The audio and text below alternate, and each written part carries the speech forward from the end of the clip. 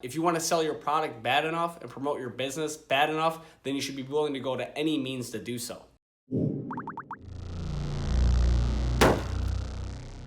What's up, go-getters? Welcome to Drive Your Business, the YouTube channel where we create content for hustlers, entrepreneurs, and business owners. I'm your co-founder and host, Corey Barkach of Drive Creative, and on this week's episode, we're going to be talking about how to move your clients through the sales funnel. Now, the sales funnel should be considered in 3 different stages: awareness, consideration, and decision. And we're going to go through each of these stages in this video, give you a high-level overview of what they mean and ways that you can move your clients through this funnel so that you have the best chance of getting them as a paying customer. So the first stage is awareness, and this is when a prospect becomes aware of an issue that they have and they begin researching and finding companies and ways that they can solve this problem. So at this stage, the first thing you want to make sure you do is that you're a viable option for them to be found. So I hear you, man. You're saying, how do I get found? And there's a lot of different ways that you can get found. One of these ways is to make sure that you have a website that ranks for the keyword search terms that people are looking for. Having a well thought out SEO and PPC campaign to make sure not only that you're ranking for these keywords, but you're ranking for these keywords in the area that you're looking for customers is extremely important, as Google is a huge way that people are finding you. Now, once you have this campaign set up and you're getting traffic to your website, it's important that it doesn't just stop there. You want to make sure that you have retargeting ads set up so that if these people do drop off or leave your website, maybe they're not ready to make that purchase right now, you want to make sure that you're staying in front of them on the other platforms that they're using.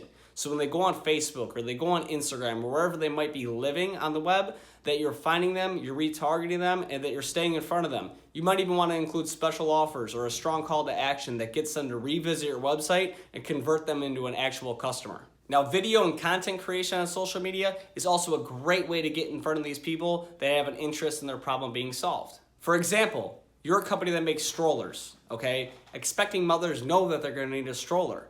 So you should be creating content on Facebook that speaks to the fact to expecting moms, target that to expecting moms, right?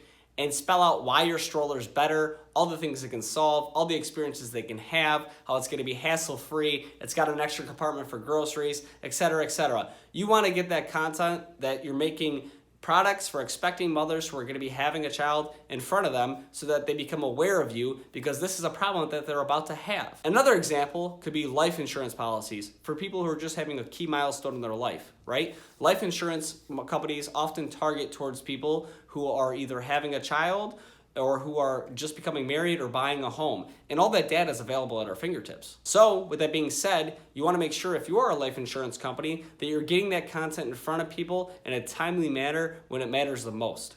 And this content needs to be really good. There's a lot of competition online right now on creating the best content. You don't want to focus on quantity, you want to focus on the quality stuff. So it's okay to invest and hire an actual media company that's going to create video content that's going to show you in the right manner. And we could go on and on with examples, but I think you get the point. It's important to have good content out there so people become aware of your brand when they have that problem. Another great way to nurture your client during the awareness stage is through an email marketing campaign. Maybe you have a website that's collecting data and emails when somebody has an interest in a product, or maybe they're signing up for your blog, or maybe they went halfway through the checkout process and they fell off but they already created an account. You want to make sure that you're reaching out to these people in email, but not to do it so often that it becomes like a spam thing, right? And you can do this through your CRM, you can do it through MailChimp, you can be scrappy and do it with whatever resources you have, but you want to use this data. Google's keyword search terms and click-through rates to websites decreased 20% in 2019. So, email marketing can be a very effective way to pick up on some of that lost traffic and get people clicking directly to your website again. Not to say Google's not still important, it's very important. But as marketers, we have to get scrappier and think of different ways to drive direct traffic to our website, since some of these platforms aren't working like they used to. You should also consider creating a blog or some kind of presence online. And this can be really effective in the B2B space, especially creating some kind of presence for your audience to make them understand that you're a thought leader, so that when they're in this awareness phase and they're looking for different companies to do business with, they're already familiar with you. Now, the old school approach that a lot of people don't even think about anymore in a marketing standpoint is cold calling and cold emailing. Now, this stuff might seem passé and kind of old, but it's still very, very, very effective if your pitch is good and your timing is right. It's basically the best means to reach out to somebody directly today, whenever you want, and start that conversation. If you don't want to cold call yourself, I don't blame you. It can be hard. But if you want to sell your product bad enough and promote your business bad enough, then you should be willing to go to any means to do so. Now, once you've got all these contacts in the awareness phase, right? People are aware they have a problem and they're aware that you can provide a solution. It's not your job to help them go down to the consideration phase of this funnel. So the consideration phase is when these customers or prospects who were just interested, hey, this might be an issue, they actually start reaching out to companies, right? So not just doing research, but they start inquiring. Now in the B2B space, a lot of times this means setting up some kind of discovery call or meeting. Okay? And during that discovery call or meeting, you want to ask a lot of the right questions. The reason you want to ask a lot of the right questions is to make sure that this prospect is a good fit for your business. It's a waste of everyone's time if maybe they've been misguided in their search and they've landed on your company and it's really not the right fit for them. It's going to be a waste of your time and their time. So you want to get hard and just down to the questions. And one of those questions includes budget. Now you don't just want to say, hey, how much money do you got? Nobody wants to be asked that, but you might want to show examples of customers that you've worked in the past and give them a ballpark on what those customers spent to have their problem solved. That's a really, really easy way to start talking about budget. For example, if you're a financial services company and you typically don't work with moving money for clients under $200,000, you might want to say, hey, Mrs. Johnson had a similar issue as you with moving her 401k to an annuity. So at our minimum, we moved the $200K that she had, which is still a lot of money, but that's the minimum that we work with, into an account like this, and it reaped for these benefits. If we could move that kind of money for you, would you be interested? At that time, if the client doesn't have that much money, they're just gonna tell you, well, yeah, I'd be interested, but I don't have that much saved. And that's okay, you can refer them to somebody else. Or you might be a website development company in a discovery meeting, and you gotta figure out, hey, is this person in budget for the brands that we work with? So as you're showing the different examples of the things that you've worked with, you might want to mention, hey, the website that we did for this company was right around $10,000. This website was around $20,000, and this website was around $50,000. And this is why.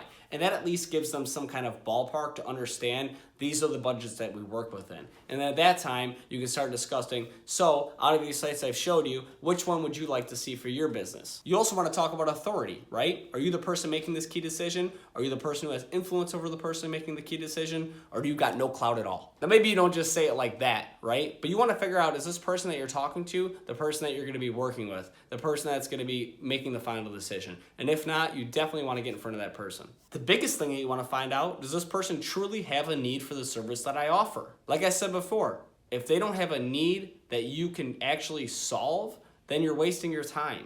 You're going to have an angry client that's either going to fire you or they're going to find a brand that actually does what they need, and you're going to look like the bad guy. So just be honest with people, right? If you're a good fit for them, let them know. If you're not a good fit for them, that's fine. Maybe you'll make a friend. Maybe you can do business for them in the future for the stuff that you actually know how to do when they need that. Another thing that you want to talk about is timeline. You want to get a sense of urgency. Is this something that they want done this quarter or in a year from now? And that's going to help you track, hey, is this a hot lead or is this one that I want to set in my CRM to contact later? You want to make sure that you're getting all this information during this discovery phase into your notes so that you have more ammunition to work with later. Also, it's important that you actually know what's going on. So when you create this proposal or you sell this widget or whatever that you're doing, that it meets your customer and you're providing it to them in a manner that makes them feel like you're actually paying attention to what they have to say. That overview of consideration, you can tell, is more for somebody who's selling direct to an individual or a B2B perspective. That consideration phase still exists in the e-commerce world too, when people are buying things online. And it exists in the retail space.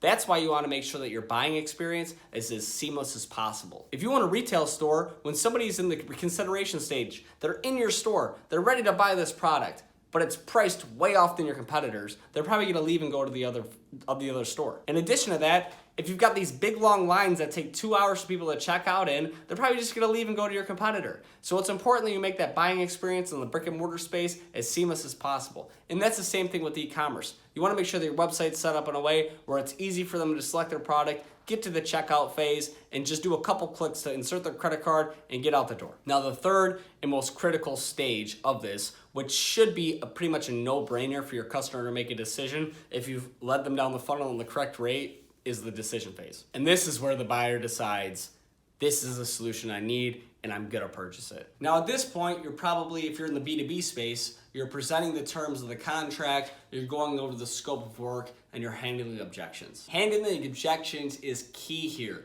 You should already have enough information from your previous discovery meeting to kind of anticipate what their objections might be, but be prepared to answer some hard questions and just be honest and consistent with your approach. I definitely consider that this is something that you practice before you go in the meeting and try to anticipate what questions are they gonna ask me and how am I gonna answer them. Not everyone is ready to make a decision on the spot, and that's okay. But if you've done the work that you're supposed to have done before, your opportunity and your chances of getting this business go up dramatically. And if they're not really ready right now, add them back into the consideration phase, right? Put them in the email marketing funnel.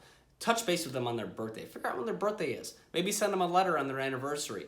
Keep nurturing this lead and making sure that you keep it at least as a warm prospect for somebody that's going to do business with you in the future. The number one mistake that I see salespeople make is that they don't keep enough contact with good prospects. You don't want to waste your time and go after somebody that's never going to do business with you. But I think we're all educated enough and understand enough at a high level. This is somebody that's going to do business with me in the future. And you want to stay in touch with that person. Because remember, to get somebody into this funnel costs hard dollars and money. Each of these leads is worth a dollar value, right? And it's an opportunity to help that person.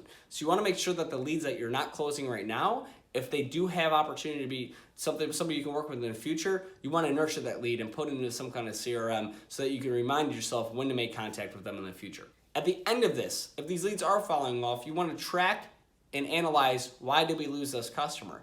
Was it based off of price? Was it the way that we presented our brand? Is it not tightened up enough? What happened wrong here, right? And you want to track that data and you want to analyze it and figure out what is a consistent theme and why we're not getting this business and how can we get this business. If you don't track these notes, you're not going to have any data to work with, and you're just going to spin your wheels and keep losing deals. And who wants to do that? Nobody wants to do that. Dan, do you want to do that? I do not want to do that. No. And after you won this business, it's time to onboard them, get that deposit, and get skin in the game. Hand it off to the team. Make sure you keep touching base with this client and become more than just a salesperson. Be their consultant. Be their friend. Keep that rapport going.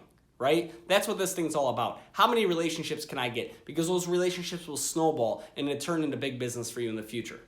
And not to mention, you can make some friends on the way. That's it, guys. That's our video on how to move your customers through the sales funnel in an appropriate manner. I hope that you enjoyed this video. If you have any questions, feel free to comment below. We've got links below in the bio. You can contact us directly. Look forward to next time. Please check out these videos also that we got here. And don't forget to like and subscribe. Talk to you guys soon. Thanks a lot.